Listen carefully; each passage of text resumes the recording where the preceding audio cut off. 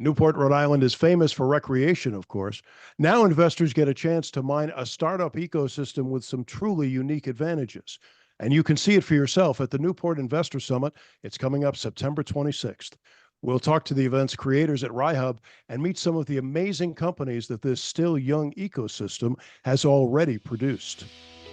Welcome back to another edition of The Angel Nest, where real angel investors and entrepreneurs partner to build great new companies. I'm David Hemingway. I'm a 5-time founder and now an active angel investor. And my mission here is to talk about the companies that are powering innovation. Uniquely situated between Boston and New York, with a more affordable cost of living and some of the world's leading educational institutions, the small state of Rhode Island has been making big gains in the high-tech economy. It's been helped along by a new innovation center located downtown and organizations like RiHub. They support entrepreneurs and a growing list of local investors who are increasingly being joined by their New York and Boston brethren to find great values and leading innovation. It's a pleasure to speak with Pat Sabatino. Pat's the co-chair of the Newport Investor Summit and two amazing companies that this ecosystem has spawned and supported. Ventura from Feast and Fettle, a gourmet-level meal delivery service that is now expanding beyond its local roots, and Ben Sorkin from FluxMarine. They're pioneering electric outboard motor technology. Gentlemen, thanks so much for joining us today on the Angel Nest. Thank you for having us. Pat Sabatino, there are a lot of investor meetings, but the Newport Investor Summit sounds like it has some really unique features. Tell us about it and how you got involved in the local ecosystem. Well, I've been through 5 startups in my career, 4 successful, 1 soft landing. When I went to start my last startup, I got a little tired of commuting from Rhode Island to Silicon Valley and realized that there was, this wasn't the year 2003. There were plenty of talented people here. There was money to be had on the East Coast, and I didn't need to go back and forth to San Mateo every 3rd week to be able to have a startup. So I decided to make my startup here in Providence. Along the way, I found that the ecosystem was nascent, to say the least. So we formed a group called the Rhode Island Coalition of Entrepreneurs, a grassroots organization, started with 11 startups here in the state. And by the time a couple of years later, we'd gotten the maturity. We had over 100 startups as members. We passed that baton on to RiHub, which is a nonprofit organization that exists to service nonprofits and help them get from idea to funded and beyond.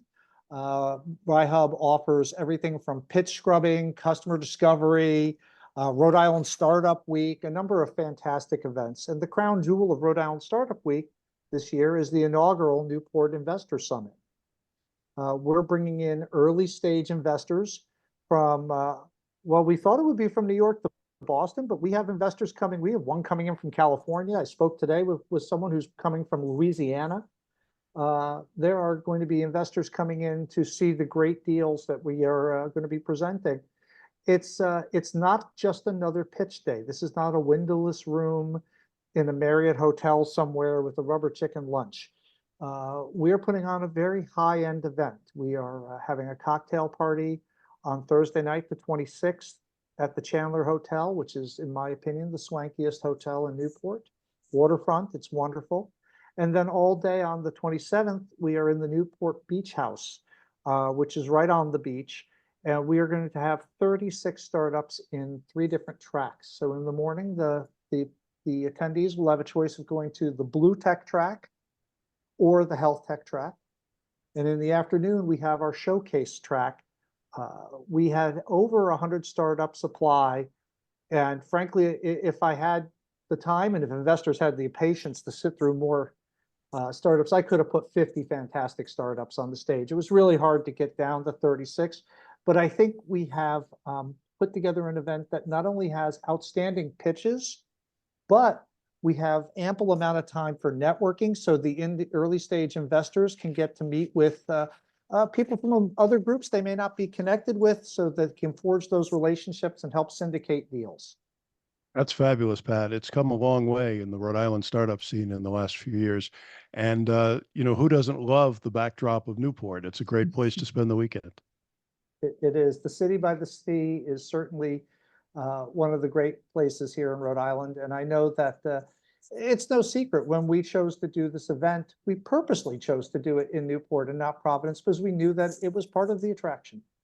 Now, investors want to know about the companies, and we have a couple of companies today we want to talk with. Carlos Ventura, especially want to meet you because I'm familiar with the Rhode Island food scene. Anyone who spent much time in Rhode Island knows that there's a very big food scene there. And I'm curious, was that a help or a hindrance in building what you've done, which is an amazing gourmet level meal delivery service? Yeah, so being based in Rhode Island, there's a lot of benefits I think often that get overlooked versus being based, like in a Boston or New York. And I think, being based in a city that has strong culinary roots, right? Like Johnson and Wales University, big shout out to them because our founder, Maggie, went there. And, although she's a phenomenal cook, and I always argue that she probably didn't need to go to cooking school, she went anyways and got the formal education that probably gave her more confidence to start Feast and Fettle and to start her service as a nanny and private chef. So being in the hospitality space as we've gotten bigger, in Providence in particular, has been great for recruiting. We have a direct relationship with Johnson and Wales, and that extends beyond just culinary as well. So, you have the folks from RISD, PC, Brown. So you kind of have all the pieces of the puzzle just in a smaller city. So it's been great for us, and we've kind of been able to almost fly under the radar in all the good ways. Ben Sorkin from FluxMarine, I guess the ocean state was the natural location for you, right? There's certainly not a coastline. So tell us what you're doing at FluxMarine and how Rhode Island has helped accelerate your growth. Absolutely. So FluxMarine, if you go out and you want to buy a 22-foot center console, there's no real electric options. Electric boating has been around for a very long time. As a matter of fact, the first outboard motor ever created in the 1800s was electric, but it clearly hasn't caught on the same way gas engines have caught on. So at FluxMarine, we have a twofold approach to electrifying the marine industry. First is by doing outboard motors. So instead of trying to build the whole electric boat, we focus on the propulsion system. In the marine industry, there are thousands of companies building boats, but only a handful doing propulsion systems. So by being a propulsion system manufacturer, it allows us to have the largest impact and scale as quickly as possible. And on the technical side, we have a very ground-up design approach. So we're not taking gas engines from someone like Tohatsu and sticking Tesla motors in there. We've invested over $20 million in developing ground-up technology that results in an outboard motor that's significantly lighter, better performing, zero maintenance, and of course, the performance is wild. I smile every time I think about it because now when talking about Rhode Island and how great Rhode Island is for this, it being the ocean state, we're able to take our boats all over the state. The quickest way right now to get from East Greenwich to Bristol is not by car, not by bus, but in fact by electric boat. And so Rhode Island, for one, with that proven testing ground of us having such great access to water makes a big difference. And then just the programs within Rhode Island. We've done a ton of work with Rhode Island Commerce between our innovation voucher program and then also tax incentives as we were looking when we scaled from a seed company to a Series A company where we wanted to set up a long-term home. Pat, I want to ask you, how easy is it for startups to find the talent that they need in Rhode Island and the surrounding area? Yeah, it's funny you would bring that up. I'm going to step back from the question for a second and tell your listeners just a bit about Rhode Island. If you say you're going to do something in Rhode Island, there's a almost knee-jerk negative reaction to it, right? So when I went to say I was going to start up here in Rhode Island, the immediate reaction was, "Oh, you're never going to find investors. You're never going to find talent. The taxes." Oh, none of it was true. It was great. There's fantastic talent here. One of the things that happens every May is we have this annual migration of people who leave Brown and Providence College and the University of Rhode Island and Bryant and Rhode Island College and Johnson and Wales. And I could just go right down the list of all these fantastic universities, and they get on I-95 and go to New York and go to Boston and get jobs. But now that we have this growing startup ecosystem here, and the younger generation is finding out that you can get an apartment in Providence for a lot less than New York or Boston, and your paycheck goes a lot farther here. And by the way, as Carlos can tell you, it's a foodie city here. If you like restaurants, this is the place to be.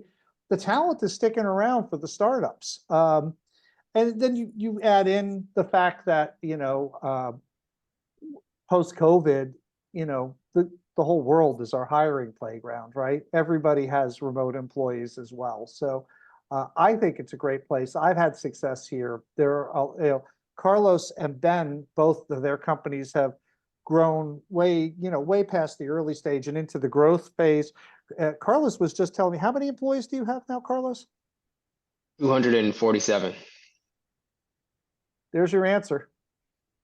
That's really interesting. So I'll confess to all of you that I started my first company in Rhode Island a very long time ago, before there was a startup scene.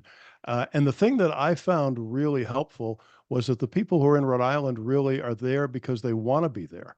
So unlike folks in New York and Boston, who are always kind of looking for the next opportunity, you really have the chance to build a loyal staff in Rhode Island. Wholeheartedly agree. I quit working for a public company in 2003. I ran the international division for them because I wanted to move to Rhode Island. And I said I'd figure it out when I got here. But this is you're right. The people that live here love it here. Yeah, Carlos and Ben, were you able to do something because of the environment and the incentives and the cost of living locally that you don't think you would have been able to do anywhere else?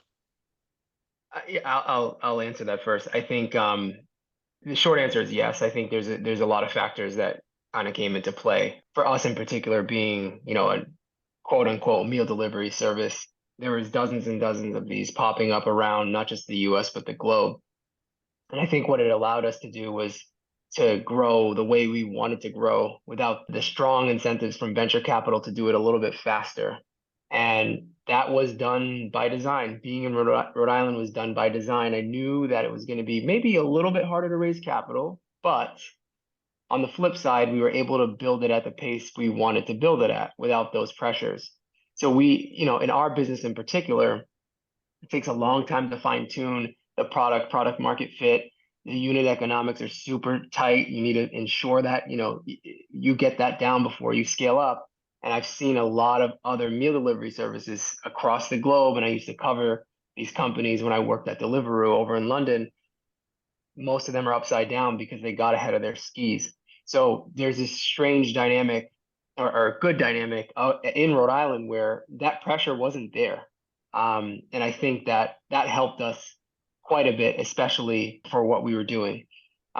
We ended up, connecting with a local family office, someone else that was also connected to Rhode Island. So one thing, everyone will probably nod their head on is Rhode Island is a very small place. So once we got connected, and he found out, what we were doing, we found out he was an investor in one of our partners that so happened to be a bakery, and kind of the rest is history. So a little bit of luck, but it's a lot easier when the community's really tight. Everyone knows one another. And it's been great for us, particularly with the pressures of trying to raise VC and trying to hit a home run right off the bat. So it's helped us quite a bit. And especially with money being so tight now. Ben Sorkin, how about you? Are you using a diverse workforce now? Are you taking advantage of work from home and remote work as well as your local staff?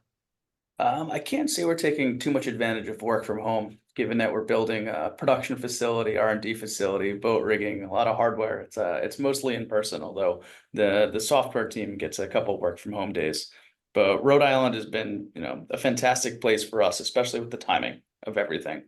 I'd say as we were stepping into full-time roles with FluxMarine in early 2020, a lot of other stuff was happening in the world at that time. And a lot of the other co-working spaces with machinery and prototyping equipment really kind of seized up right as COVID struck, with no clear window for when they would open back up. Just because a lot of the world stops does not mean a startup can stop. And so Rhode Island came in really clutch at the perfect time, where we were actually able to work out of IRIS, the International Yacht and Restoration School. They had not officially closed due to the pandemic, but they let us and our team of 3 interns in there to be prototyping and working away towards our MVP. So at that point, Rhode Island really provided a home for us, and we started to gather roots there, started to hire in Rhode Island, and found some amazing talent. Everything from people who've been in the software industry for 40 years to new kids fresh out of college. And then we also had a very strong internship program with universities like Harvard, MIT, and Princeton.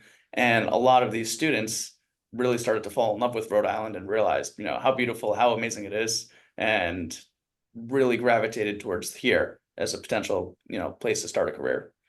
Well, the bad news for investors is it's probably too late to invest in FluxMarine or Feast and Fettle at the very, very early seed stage. But Pat Sabatino, you're going to provide some other prospects, right? And hope that investors will get in on the ground floor. Tell us how folks can sign up for the Newport Investor Summit. Yeah, Absolutely. and I'll jump in there, Pat. It's never too late to invest in a growing company either. Angels are some of the most powerful investors out there. Even getting in, we're still early in our growth trajectory. There you go. Everybody call Ben.